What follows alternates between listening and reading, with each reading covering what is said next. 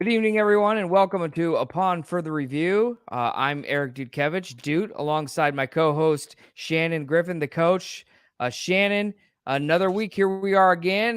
Looking forward to another night on Upon Further Review to kind of break down some of the area games from last Friday night, and of course, look ahead to Week 8 of the regular season this coming week, and some big games as conference races kind of start to wind down and wrap up, and we kind of have some clear front runners in most of our conferences. Yeah, I think we're pretty well settled on the Summit Athletic Conference, with Carroll being able to outright clinch this coming Friday night. And then the one conference that's kind of unsettled would be the Northeast State, because of Columbia City's victory over East Noble this past Friday night.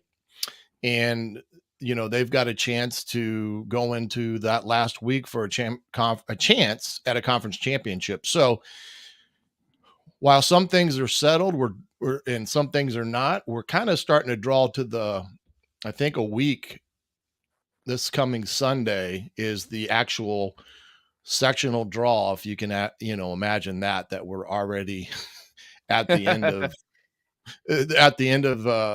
getting ready to wrap up the regular season and move forward into the playoffs. Yeah, I mean, I think it just flies by so quickly. I mean, we talked about it in week 1. The summer flies by, Right. which probably most coaches in Northeast Indiana would agree with. But also, too, on top of that, now we're in week 8, and I think for a lot of teams, it's been a long season, and for some teams, it's a really long season, just depending on where your cards have fallen in your respective conference races. But Coach, another big one that we had a week ago, last Friday night, we were out at Homestead for that Carroll game with Homestead. And, another important one in the SAC, and ultimately the Carroll Chargers, you talked about it wrapping up the conference. They haven't quite, mathematically it's not over yet, but they are clearly the best team in this conference, top to bottom, all season long. Yeah, they've been the one that has, I called it a mission. I think they've been on a mission. I think a lot of it, they had a good team coming back, but then of course the situation that occurred last spring, early summer, and Owen Sheely, I think that has really focused a group of kids that are on a mission, and they're not going to be denied. And I thought Friday night was the best that I had seen Carroll in all 3 phases. They dominated in all 3 phases on Friday night, and I thought put on a clinic for the most part of what good teams really do. And they took a Homestead team and really negated about every aspect of what they like to do and exploited a few things. But, when you go through a game and the quarterback, Jimmy Sullivan, isn't noticeable, and I don't mean that in a negative sense. I mean, everything was hitting on all cylinders that night, that everybody was in Packville, Hafner, Hirschberger, Starks, Steely, and then Sullivan had a very good game, but it wasn't like one of those things where you walked away from it and really, reflected back on that game, on him as a quarterback. And when I think you can do that as a team, it just shows you how well they're executing overall. And it was just a complete and utter dismantling of Homestead, but they've done that to a lot of teams this year, just not Homestead. Yeah, Jimmy Sullivan, 24 of 32 for 246 yards, 3 touchdowns. Nate Starks with another big night, 93 yards and a touchdown. Hirschberger, 129 yards. And Hanson Hafner entering the mix. Another weapon for Carroll, 5 catches, 85 yards, and 3 touchdowns on the offensive side of the ball. It was kind of close early, but got away ultimately. Carroll gets a win with 52-10 over Homestead. And that was a big one. Some big games in the NE 8. Just so you know, everybody, we should probably tell everybody for our show this week, we're going to have 2 NE 8 coaches on, and Brett Fox from Columbia City and also Jason Doerffler from Leo ahead of their big NE 8 matchup this coming Friday night in Columbia City. We'll have a chance to talk to those coaches. So a really great season for Columbia City, Coach, just before we bring in the coach here. But one of those things where they've kind of turned a corner, and they're right there in the mix along with Norwell, who we saw earlier in the year. And, great play in the NE8 as well as the SAC this year. Yeah, and Columbia City, like I said, has kind of quietly been in the background, taking down opponents one at a time. I mean, Colton Piper this past week, 8 of 19, 181 yards. You wouldn't call that a great completion night, but he had 2 touchdown passes. That was huge. You got Gorey, who's the running back, 135 yards. And they had a plethora of other guys in there, but Stratton Fuller continues his dominance in the Northeast State, 6 receptions, 137 yards, 1 touchdown. I mean, they've really, as a group, and then of course their defense has really stepped up. They held East Noble to 332 yards, and pretty good night there for the Eagles. But I think they've put themselves in a position now to be that team that potentially can challenge Norwell, but they can't look past a Leo team that right now is on fire. I mean, and they're doing it on the ground. I mean, they had 468 yards against Huntington North, but 301 of that was rushing. So in some ways, the Lions have kind of reverted back to a run the ball first mentality and utilizing their talent there, and then finding ways to mix in the passing game. But Tash had 177 yards, Linker 60 yards. I mean, they've got a pretty good crew there over at Leo. I think they just now have found their rhythm, and everything's starting to mesh for them offensively, defensively, and special teams. Certainly. Well, I think it's that time too with, ahead of the big matchup this weekend against Columbia City and Leo. We're going to go ahead and bring in Columbia City head coach Brett Fox into the mix. Coach, thanks for joining us tonight on Upon Further Review. And first of all, I think congratulations on the season you guys have had this far. And I know it's far from over, and you hope that that's the case. But what a season for this Columbia City Eagles team, flying high once again, heading into the latter half of the season, undefeated in the conference, and another big one Friday night against Leo upcoming. Yeah, thanks for having me on. I really appreciate it. And, it's just been a kind of a whirlwind of a season so far for us. And it's been a fun ride, and just really trying to just mentally, like, we just finished our coaches meeting, preparing for Leo this week before we put our scouting report out and everything like that. And I got some time. I'm in here in our beautiful new school and stuff like that. But I just mentally just to stop and think and just be like, hey, let's enjoy this. Like, what can I do to make sure that I'm enjoying this and that our players are enjoying it, and just really taking it in. Certainly. This season, you have put together another great team with some names that we really haven't necessarily heard before. Colton Piper has emerged as the quarterback after Greg Bolt graduated. Justice Gorey is a running back that I think more and more people are going to be hearing about. Stratton Fuller, another name at the wide receiver area. Just talk about the development of this team and what you've been able to see so far as this group continues to get better, get more experienced, and really come along together as a group. Yeah, I think this team has been unique. They've been a great group of guys that are just fun to be around, and they're all over the place. And really, we're sitting there with 22 seniors on our roster too. And so to kind of lean on those guys and to understand that and to know that, Colton's been patient to get his opportunity at quarterback, and Stratton being a sophomore is just such a stud, just a great kid and somebody that's growing up with that. And just, it's just fun to have those guys. But then our defense has been playing so well too. We got a lot of returners on our defense and a lot of guys that were second team all conference last year within the NE8 that are, just playing really well for us. Josh Arntz is playing well for us defensively. Dominic Chacon had one whale of a game the other night against East Noble where he had double-digit tackles. And You got people like Riley Tucker, who's, a 3-year starter at defensive tackle that's just eating up blocks in the middle, and Easton Carnahan that's just, kind of just doing his thing. We're asking him to do some things against some counters and some pullers, and he's doing that and allowing other guys to shine.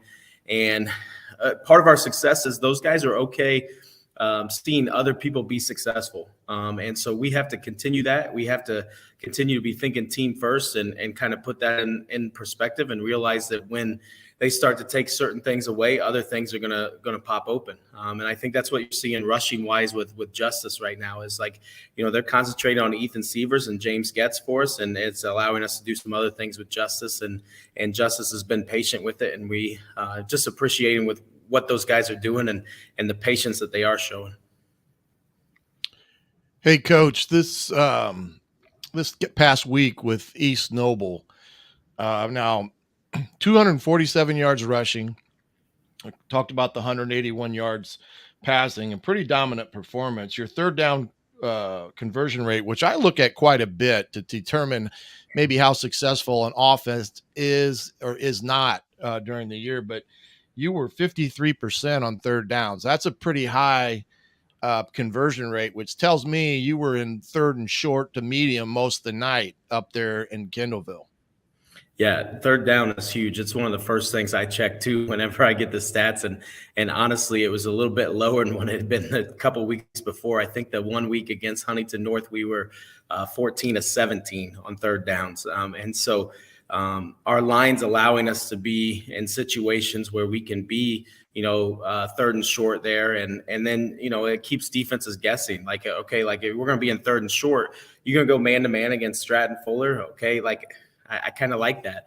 We're in third and short. Are you going to, try to take away a slant or a quick 3-step drop to him? And it just kind of open up your options when it's that. And we kind of want to be like that. And we haven't been able to do that in the past. And so this year it's been a lot of fun calling third down. There's not a lot of plays you can call when you're third and 12 or third and 16 trying to pick up the first down. So it's a little bit easier when you have the whole playbook at third and 3.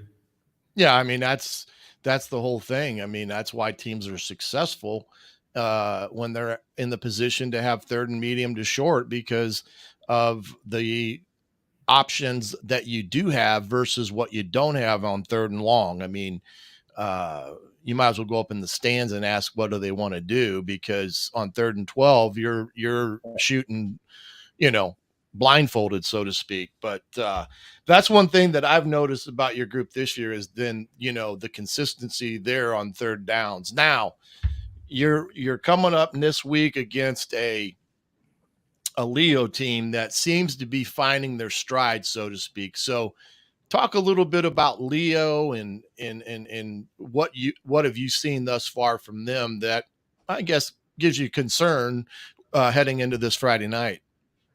Yeah, I think Jason is doing such a good job at Leo. We're pretty good friends and talk, in the off season and things like that. And, I would have preferred to play them earlier in the year before they get their stuff figured out. But they're super dangerous. And like you guys talked about, right before I came on with them kind of finding their running scheme with that, like their guys are used to some of those things and they've got multiple weapons and Jason is just an offensive mind that is just, he's so intelligent that he's going to find different ways and build different ways to get these guys the ball. He just had to learn about his team to find out like, okay, like what is everybody's strengths? How are they going to face on a Friday night? Because you may look good in a practice, but it's a little bit different when you're getting under those Friday night lights. And so I think he's had the time to kind of learn about his team and what they are good at and where they can exploit teams. And I think it's going to be an interesting matchup, for our defense, and just trying to feel out where they're at because, it's not just everybody thinks, Jason was at Northrop throwing the ball. No, if you go back and look, I mean, he was running the ball. I mean, if he got a freaking stud running backs at Northrop too. And so he knows the full game. And I think you're getting to experience that when you're watching their team right now. Yeah, I think there's, again, their game against Huntington North, and Huntington North has kind of been a little bit of Jekyll and Hyde this year because they've shown offensively they can put some points up on the board and rush the football, but at the same time they're giving up a lot of points too. But they were 6 of 9 for third downs this past week, which is about 67%, and then they had 301 yards on the ground. So.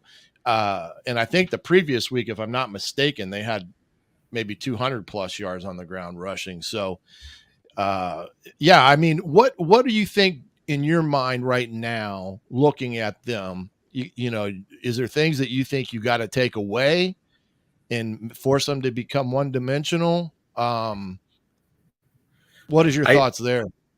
I think, we got to continue to be aggressive defensively.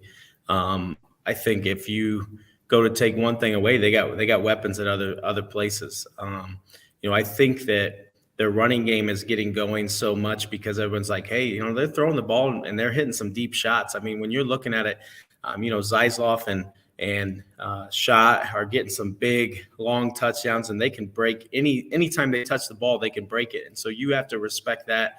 And then, it's kind of, Jason's just taking what he's being given right now, and just watching the last 2 games, or, having the opportunity to, watch some of these games on, Summit City Sports or whatever else is advertising it or playing it.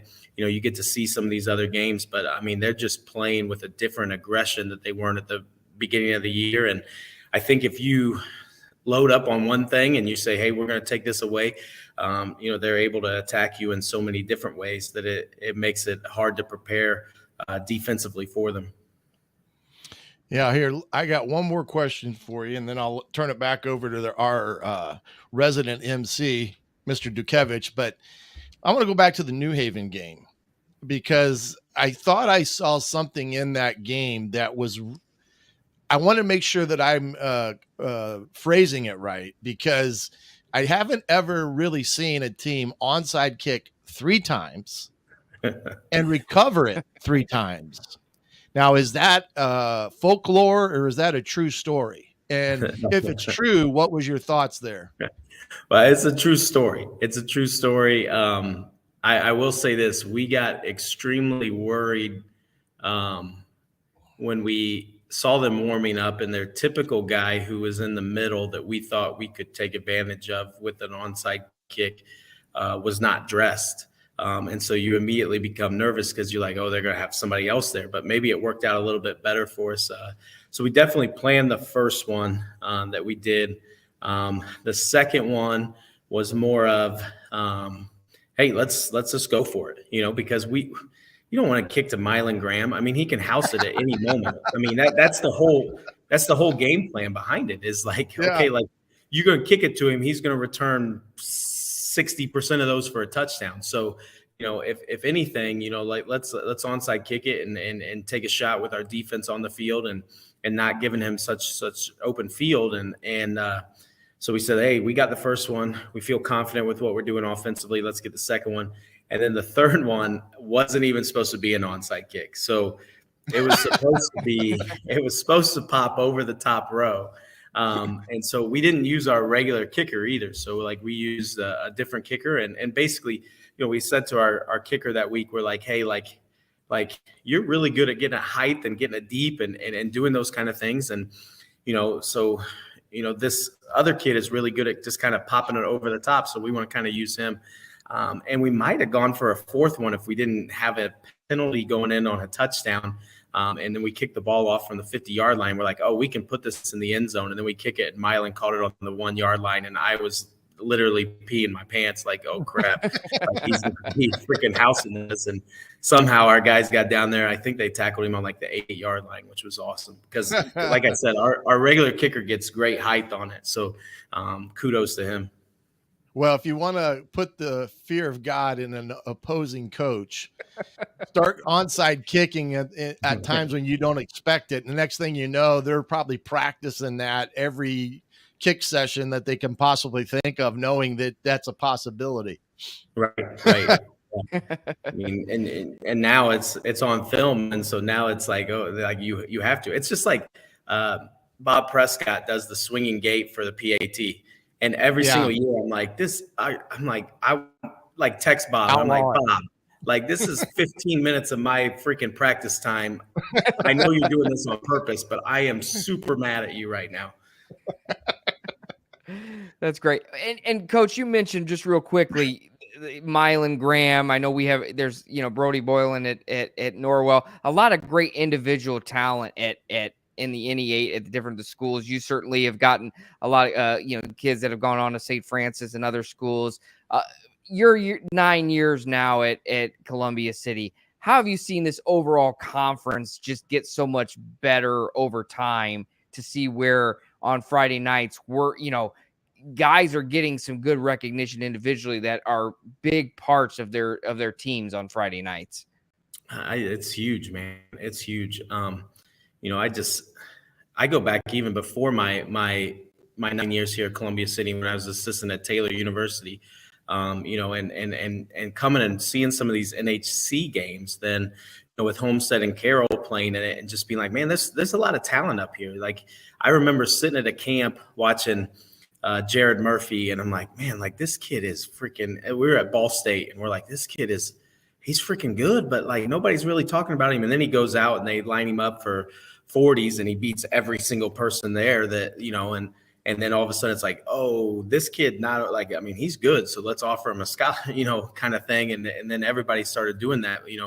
When you're at Taylor, or I bet you Coach can say, like when he used to be at, Manchester, and you're hoping that one of those guys kind of slides by and they don't see it. But I think what's really opened it up is in our conference, there's been some great postseason victories, for us that, once we're able to shine and we're able to do that, I think people are realizing just how talented our conference is. And every single time that you get a kid like a Jared Murphy or like you get a Chris Hood, or you get a Nick Munson that are going on to the next level, like it's helping everybody else get noticed as well. And so you got to kind of see that and go with that. And there's some great talent here. I mean, you look at just what, oh my gosh, the name is slipping my head. Blackwell at Ball State. I mean, he went down there and you're like, man, he's good. And then, I mean, all of a sudden he's like all MAC for like 3 years. And it's like, that dude can play. Like, and you have those kind of things at each team. And I think there's getting a lot more exposure and things like that. And you're seeing that not just, with one or two schools. Instead, they're saying, hey, like the top kids at these different schools, like they can play. They can play and they want to play. And, I even have he's going to be a 3-year starter, or he is a 3-year starter at Taylor University right now that, is an all-conference guy, and Liam Hestine, that's an offensive lineman. And I tell him, like, if you can be all-conference in the Mid-States Football League, that St. Francis plays in, and that Marion plays in, and Taylor plays in, and Indiana Wesleyan plays in, and Concordia, a lot of Fort Wayne kids going to Concordia or Siena Heights. If you can be an all-conference person in that league, I mean, to me, you're a D1 player. But and that talent is abundant within our conference, and it's just fun to watch different teams have it at different times. Hey, Coach, we're going to let you go and get back to doing what you need to get done here on Sunday night. But right now, the 1380 team is really kind of searching around for some games this week. Now, there's one request that we have to have if it comes to Columbia City, and that is a guarantee that we can get front row. I mean, I work with Brett Rump. He cannot see from the second row. So any poll that you may have, if Rump calls the AD this week about bringing us to the hometown team, of course, I live 10 minutes from the high school. So right. It'd be an easier drive for me. I mean, I'm a part of the Whitley County community, for Christ's sake. You think I'd have a little for high school? Yeah, do you think I'd have a little pull in the town of Columbia City with the taxes that I pay out here? But We're not sure what we're doing this week, but I know that you will take care of us in the event that happens, because we bring the whole crew and give 7 hours of coverage. And I would love to come to Columbia City once again. But hey, good luck Friday night, and to you and your coaches and your team. And so, thus far, great season. But I know it's a one of the time theme, and we'll catch you at a later date. Hey, thank you so much for having me on. This is awesome. I love that you guys are doing this, and feel honored that you guys are asking me to be a part of it, and just excited. Tell Jason I said hey, and he's a great guy, and I know you guys are gonna get some good football talk out of him too. So hopefully we get to see you on Friday. I make no guarantees. I mean, that is kind of my boss. I got to kind of listen to what he's telling me to do. But thank you guys. Undefeated in the conference, man. You should have a lot of pull. Well, he'll tell me I should be undefeated overall, but I blew it.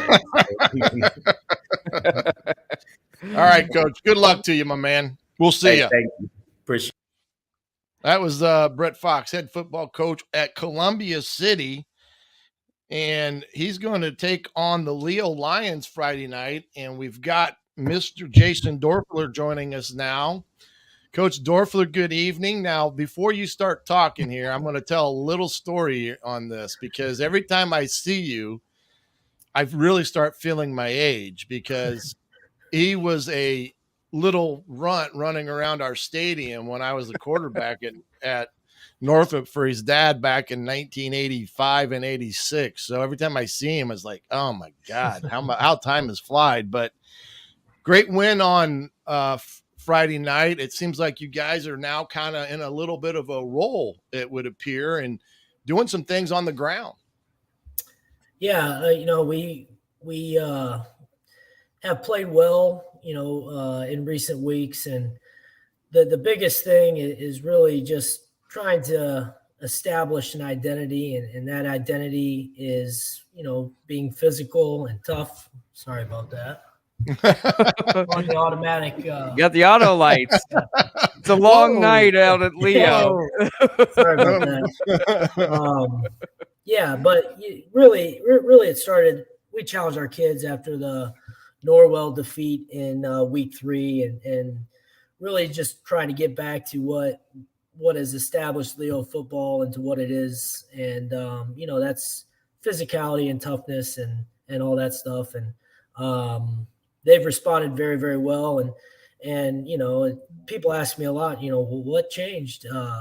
That I think changed a little bit. But, also the teams that we played early in the season are very good teams. And they had a lot of kind of senior led groups. So, we got beat up a little bit by Kokomo and Norwell, and we're in a battle with Angola. And, that those defeats and the close game with Angola is looking better and better as time has gone on. But our kids have responded very well, and very proud of the way that they kind of taken on the challenge of not getting off to a great start and responding real well.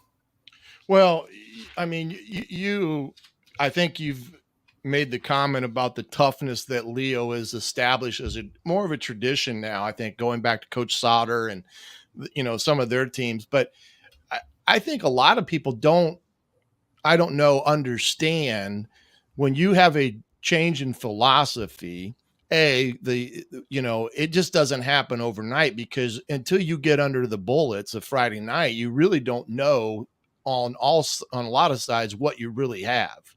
Mm-hmm. And secondly, and I think we've talked about this before, is that you are going to find ways to run the football, because you understand to have success, you've got to be able to run it first. If you cannot run it, become one-dimensional, you're not going to beat anybody. But sure. Talk a little bit about that transition, going from a team that was a specialty offense and then trying to, broaden the horizons a little bit, bringing a little bit more of a different twist to it, but understanding that it wasn't going to change overnight. Sure. Well, and I think you just hit it on the head. Every team in the country, I shouldn't say every team, I'd say 99% of the teams in the country, whether it be high school, college, or pro, they want to run the football. And, when they're preparing for a team defensively, they're, how are we going to stop the run? And, there's more passing in football nowadays, but at the end of the day, it's still who controls the line of scrimmage and all that. And, that was always and will always be the goal of any offense. And it's true with us as well. When you're forced to throw the ball 25, 30, 40 times a game, that's usually not good. And it's usually not by design. And, we had to do that early in the year, mainly because, like specifically the Norwell game, we weren't having much success running the football. And, they put you in tough spots and you have to execute. So, to really operate offensively, we want to be usually, 60% run, maybe 40% pass, and be able to mix in play action and get some easy completions. And the last 2 weeks I've been, pretty pleased. We've been over 70% completions. And like Friday night, I think we were 10 of 13 for 160 some yards. That's really where we want to be. But the way that we can do that is by first running the football. And that's always been the goal. And any coach will tell you that. Well, you're getting that production out of Loeffler now. And of course, the Decker kid, I think, has got some potential at the quarterback position. But I just noticed that of late, you really seem to be getting in your situation. I brought this up to Coach Fox about third down conversions. You were almost 67% against Huntington North on Friday night. And that tells me you're getting into a lot of short yardage third down situations where maybe at the beginning of the year, you were finding yourself more in the third and longs. And when you're facing that, the playbook, it's really short and you're not fooling anybody because you're going to have to throw the ball. And when teams know that, they just pin their ears back and come after you. Yeah, absolutely. And, really a credit goes to our offensive line because, there are some new blocking schemes and stuff like that. And it is a learning process and this, and it doesn't happen overnight. And then, you start teaching the minor details of things. And then you got to take into account, well, there might be, a different front here or defensive line stunts and a whole bunch of different things. And it does take some time and our kids have been willing to learn and they've done a great job. And I think we're continuing to progress and get better each week. Certainly. Coach, talk a little bit about your defense. I mean, last couple of weeks, you guys have really batted down the hatches, given up 13 points. A couple of weeks ago, that big win over New Haven, you rallied against East Noble. The defensive side of the ball has been a big part of this and the success you have found through this first season as the head coach. Just talk about that unit and really them coming along and how, in a lot of ways, that kind of makes the offense job a little bit easier to have such a stout defense to help them out as well. Yeah, defensively, we knew kind of going into the year that we were going to lean pretty heavily on our defense, and they've done an outstanding job. And even in our losses, we've really played pretty well defensively. There's been some games in which we've gotten on our heels, but for the most part, all year long, we've played pretty solid defense. And we've had to shift some guys around due to some injuries and stuff like that. We've had some young guys. We even have a freshman stepping up on the defensive line that's doing some good things. So very proud of the way, they've played. And you're right, the offense and defense, football teams really start playing well when they kind of work off of each other and you can create some momentum and within a game, and then you throw into special teams, which are big time plays. And, we're getting better. And last Friday, very proud of our kickoff coverage outside of one, because that hasn't been a very good special team, and we've worked on it, and it was much better, and we finally got our punt return where we needed to be. So we're getting better. They're gonna have to pay the bill. Watch the clock there. I think it's every 5 minutes. I'll watch the clock. But yeah, so you want to be playing your best at this time of the year, and I think we're getting closer and closer to that. So looking ahead to Friday night, Columbia City, the defense is going to have to come up big again, because this high-flying Columbia City offense just coming into the league now, playing against your friend Brett Fox. He talked about it a little bit. Nice to have you in the NE8 now.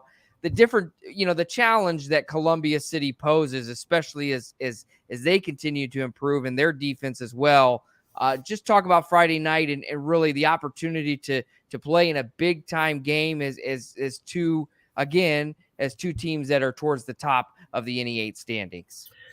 Yeah, it's exciting because, when you get this late in the season, you're playing games that matter. That's you gotta cherish that and be, you can't take it for granted. So Columbia City is having an outstanding season. They are, you mentioned their offense, but their defense is averaging, I think, less than 10 points a game. I mean, they've really dominated almost everybody they've played so far out in the league, in the conference. So they present a ton of challenges. They're big. They're physical up front, and then they've got some really good skill players that present a lot of problems. So we're going to have to not just play great defense. We're going to have to control the clock. Offensively, sometimes you guys know, the best defense is keeping the offense on the sidelines. So, and then those kicking downs, the special teams are going to be critical as well. And it's exciting because it feels, I know the weather is going to turn a little bit come Friday, and it just kind of feels, even though it's not a postseason game, it's got that similar type feel. So, our kids should be very excited and honored, privileged to play in a game that matters this late in the season. Certainly, yeah. 50. Looking ahead, I think it was supposed to be in the 50s again on Friday night. So we're getting into that era of the fall weather. Your transition from the coach, you come from Northrop to Leo. A lot of faces left to graduation. We talked about college recruits. I think there were 4 D1 recruits on the team that graduated a year ago. So, but I know a lot of your, it's kind of a mixture of some young and some old with your staff. I know your dad's part of the staff again this year. Just talk about the transition and how that's gone as far as being able to, find in the senior leadership that you have helping you as you made that move to Leo. Yeah, it's been great. I mean, there's a lot of people that have been extremely helpful. I mean, this is a great community and it's a great school with great families. And, the players have been nothing but great, to us as the new guys coming in, and they're willing to learn, and they put forth great effort. And like you said, we've had some seniors, this is their last go around. They want to make it right. And we've had some guys step up, and they've done an outstanding job. And I'm having a blast. I know that. And it's just been a lot of fun and a good transition. Certainly. Well, go ahead, Shannon. Well, I was just going to say, during that first few weeks of the year when you weren't kind of running it too well there, with some things, I mean, did you ever have a talk with Dad? Have to pull him aside and say, you are the offensive line coach. I need to at least get 4 or 5 yards. That's right. No, and most of, like I mentioned, a lot of our struggles, I think, were the result of playing some very, very good teams. But yeah, we can go back and forth at times. So, it's all good at the end of the day. But yeah, it's there's some good healthy discussions. Yeah, I can't was imagine playing, coaching with dad. I mean, that's a pretty special thing, I'm sure. Yeah, absolutely. Are your brothers? You got a brother coaching with you? I know you had a brother on your staff at Northrop. Or any other Doerfflers on the staff this year? So my brother Ryan, he helped coach the last few years. He just had baby and all that deal. So and he actually lives up kind of in the Columbia City area. So that would be a lot of traveling each day. So he he's a diehard fan every Friday night. He's got the stream going and he provides a lot of input, but he's not on the sideline though. Okay. Well, and it's kind of like the Tipmans at Dwenger. There's, if you go to a Concordia event or now Leo event, or there's bound to be a lot of Doerfflers at there, and it's a great, it's a great fan base to help us out that too. So, but yeah, no, it's gonna be an exciting matchup on Friday night, Coach, and we appreciate you jumping on for a few minutes just to talk about the game and just kind of your season so far in year one with Leo, and we're looking forward to the game on Friday night. You guys travel to Columbia City for a big one in the NE8. And how do you like the NE8 play? I mean, that's one question I'll ask you before you head out. The difference between the NE8 and SAC. What's the biggest thing you've noticed about the style of play in the NE8 conference? Yeah, that's a good question. I mean, I think there's obviously very, very good talent in both leagues. The high end Division I talent, I think, is present in both conferences, but maybe not as much speed in the NE8. But there's some very, very solid programs. You get typically, our junior high is playing the DeKalbs, the East Nobles, the New Havens. So you get a feel, kind of for what's coming up, and that's a little bit different, which is nice. But there are outstanding programs in the NE8, just like in the SAC, and there's great individual talent. There's great coaching. It's not. This year especially has been, I guess, challenging in that I've never played Huntington or never played Belmont, and so you don't really know what to expect. It's a lot of hours and it's a lot of time, whereas you gain that experience year in and year out, and luckily we've had a lot of coaches that have stayed from previous staffs at Leo, and that's helped quite a bit because they're familiar with the opponents and all that. But it's no question about it, a very good league with really good programs. And I think that's a testament to just Northeast Indiana in general. I mean, we've kind of evolved into a football town, a football area, and the youth leagues and the commitment from a lot of families and parents to football is apparent. And then you have, the off-season training that just adds, to the talent pool, and it's a lot of fun. So. Certainly.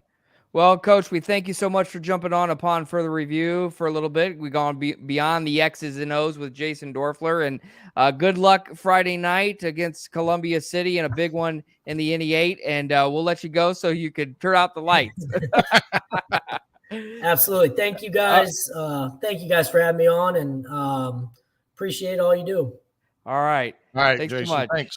That was Jason Doerffler from Leo High School, the head coach in his first year coach. And really, in a lot of ways, he's been able to come in and kind of take where this team was there with Jared Souter, kind of take that and take the ball and run with it, if you will. And another great season for Leo in that first year under Jason Doerffler.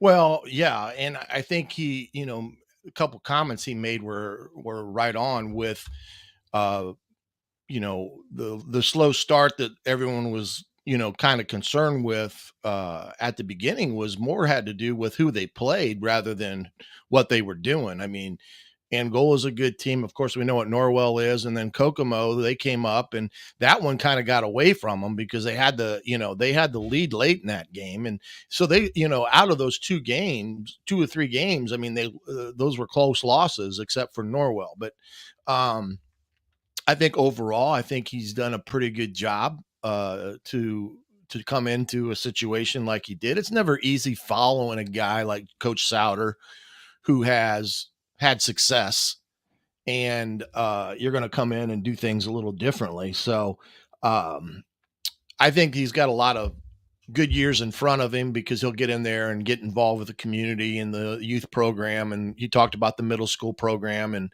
how much, how important that is to them all. So definitely going to be some bright years ahead for the Leo Lions.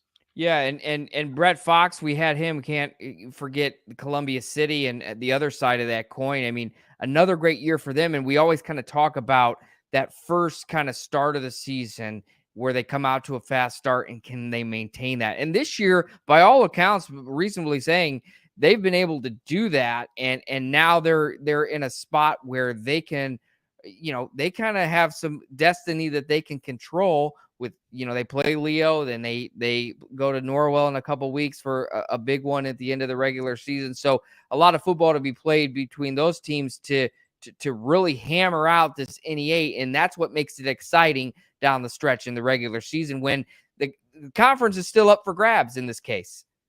Well, and I think you heard Jason allude to this too. Columbia City is winning with their defense. I mean, they've got a really stout defense that's been able to really control the opposing offenses and really kind of shut them down. And this was a point I wanted to bring up earlier about the Carroll Homestead game. Carroll's defense is playing lights out, and then their kicking game as well has been a huge benefit too.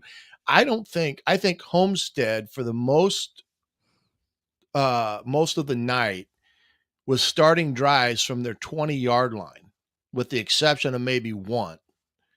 But when you force offenses to have to drive the full length of the field consistently, they're not going to do it. It's not possible.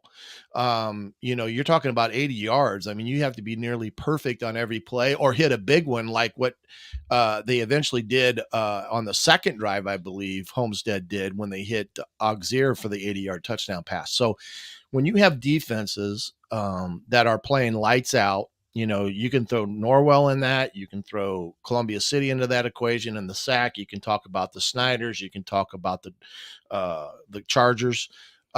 You can see now where the defenses are the teams that are giving their offenses the short fields. They're getting turnovers. They're getting all the things that you need to have happen to have a year like you're having. And I think Leo is starting to get that now towards the end of the year. So I think it's going to be a really great game Friday night in Columbia City. Even though Columbia City doesn't know, they kind of have a game in hand, I kind of say, because they still will play for a conference championship potentially on next Friday, because if they would happen to beat a Norwell, even with the one loss, they would have the tiebreaker. So they're kind of in the best situation looking ahead with everything. But most definitely, it's you're at that time of year where things are starting to gear up and teams are starting to show up. I guess you could throw Northside a little bit into that equation now too. I mean, look what they've done after their tough loss to Carroll, where they made a ton of mistakes, lost by 8. They've beaten Homestead. They had another great game Friday night against Southside. I mean, Bo Dickerson and what he's been able to do now that, Lambert has kind of taken on the rushing responsibilities, that's made Dickerson a much better quarterback. And they're really rolling on all sides with their defense as well. Their defense is a pretty good defense that people really don't talk about, but their defense is pretty good at Northside. Yeah, and Northside's one of those teams that's in 5A, same sectional as Dwenger and Snyder, that can really make some hay. They've made some hay, and really, and props to Bodie Dickerson. who threw for 6 touchdown passes last Friday night in that totem pole game victory, 290 yards. That's a school record, the 6 touchdown passes. 4 of them were to Tay Johnson. And so a quiet night for Jonte Lambert. But I mean, I think that just goes to show that so many of these teams that we talk about, the Carrolls, the Dwangers, Northside, Snyder, Columbia City, Leo, Norwell, they have so many different ways that they can beat you. And yes, a Southside is probably not, is a struggling team that they played on Friday night, but it just goes to show that, for Ben Johnson Jr. and Northside, they've got to keep the pedal to the metal so that they can continue to grow and build as a team to be considered one of the top teams year in and year out in the SAC.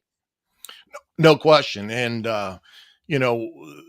they've got they got a chance to, get another victory this week. And we'll talk about that here in a little bit, but they, I think outside of probably Snyder, they're the next best team that has played pretty much consistently here through the year. When you kind of look back at it now, that's the thing with what I think Coach Johnson's been able to do and put themselves in the best possible position. And when you have a quarterback like Dickerson that has a complimentary foe in the backfield with Lambert, that makes things a lot easier. It makes them hard to defend because, you got Brayshawn Bissett, you've got Tay Johnson, big athletes on the outside that can break open a game.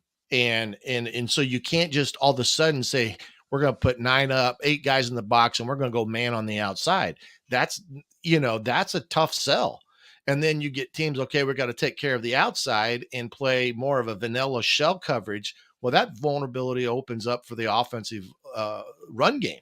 And then you got a kid like Lambert that can exploit that. So they're a hard team to defend. What was beating them early on was foolish penalties, false starts, scenarios like that, jumping off sides on defense. And those are the type of undisciplined type of things that keep you from going from being a average team to a great team. Those are the type of things that you look at as a coach is what's preventing us from being that next step. And you can go right there and look when you're not disciplined up front, not jumping off sides, not having legal procedures or personal fouls or unsportsmanlike conducts or whatever those things are. That's what separates the great teams from the mediocre teams. And I think that's what they've been able to do here over the last few weeks, because that cost them the Carroll opportunity, in my opinion. Because I think had they not done some of the things they did and took care of opportunities that they had inside the 30 a couple of times, that may have been a different ball game. But I have to say that they've been playing pretty good ball here over the last few weeks. Yeah, a lot of great ball, a lot of great performances. And Coach, before we move on to the week 8 games, let's go ahead and take a look at our top dog poll for the week. So we posed the question on Twitter earlier this week, who was week 7's upon further review top dog? And the nominees for this week were Landon Kaczynski of Concordia High School. He rushed for 259 yards and 3 touchdowns, plus had a fumble recovery, 6 tackles on defense as well. We had Carroll wide receiver Hanson Hafner. We mentioned him earlier in the show, 85 yards and 3 touchdowns. We talked about Bodie Dickerson, his record-setting performance with 290 yards and 6 touchdown passes. And then Columbia City running back Justice Gorey. We reached out to the NE8 a little bit and added him in the fold, 135 yards, 2 touchdowns. We posed the question, a Twitter poll on our Twitter page upon further review SAC at UFR_SAC. And the fans decided with 53% of the vote, 53.8%, that Justice Gorey is this week's top dog. So congratulations to him. Another fine night, back-to-back weeks where Justice Gorey has rushed for 2 touchdowns. So he is a big load in the backfield for the Columbia City Eagles, and I have a feeling that he's going to be somebody to watch yet again on Friday night, Coach, in that big matchup with Leo.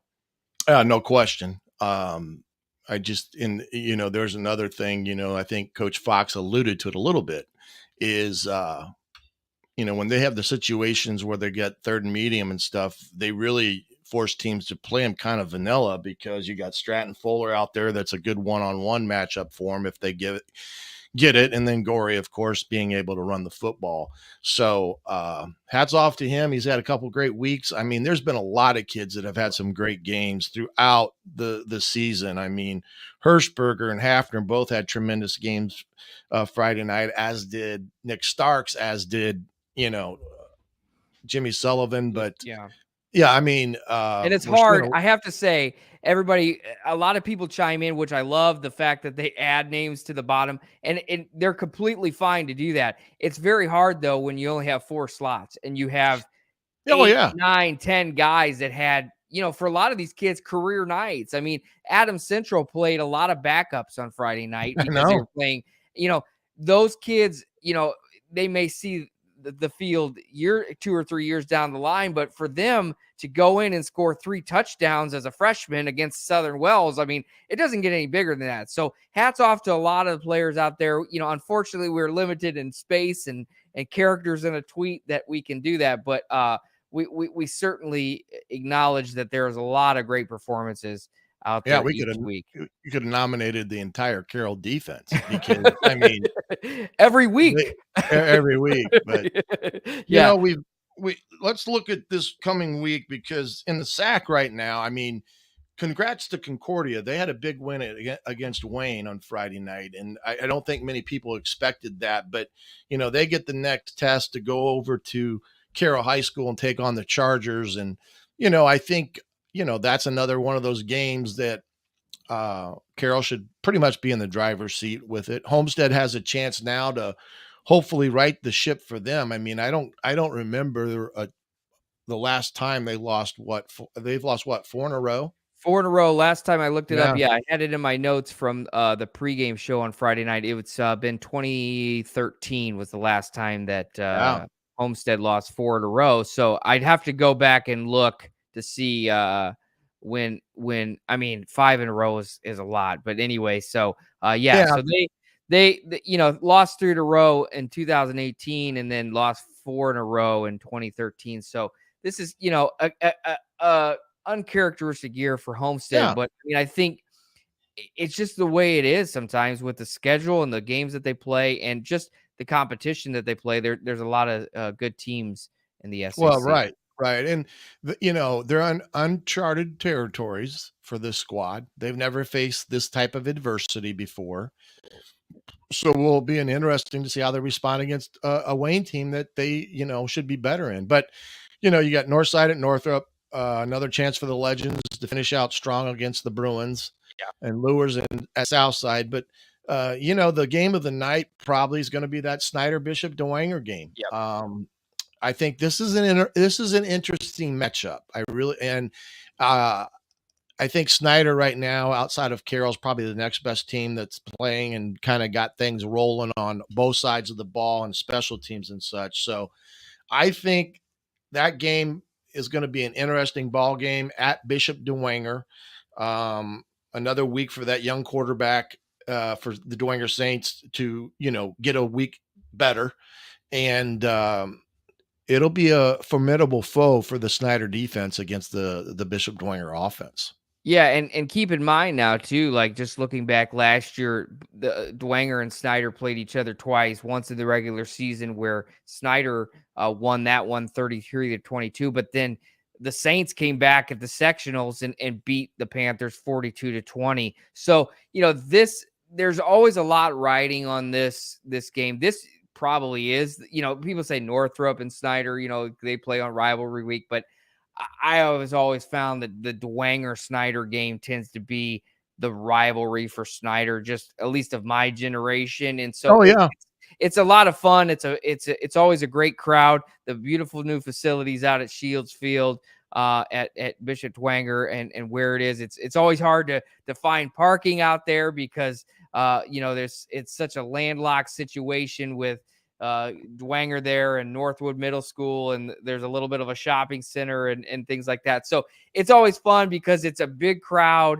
and now it can be bigger because of the space they have out there as far as the stands. And you know, at the end of the day, there's a lot that rides on it because, you know, Snyder's got a 5-game winning streak, I should say. They're second place in the SAC. Dwanger's right behind them. They're on a winning streak again. They got 2 in a row. Northside's seen 4 wins in a row. So a lot of teams in the SAC playing their best ball. And so when you get to October in the SAC, you're going to see some really good football across the city.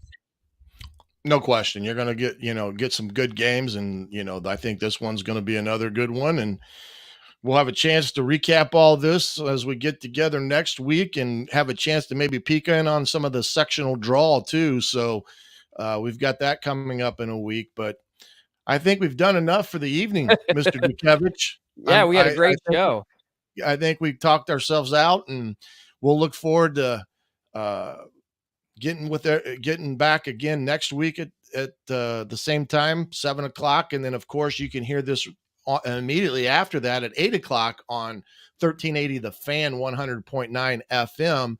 And wherever we might be Friday night, remember, 7 hours of coverage, starting with the Sports Rush at 4:00 with Brett Rump. And then, of course, at 6:00, we jump on with Jim Shevlin to break down all the games for Friday night.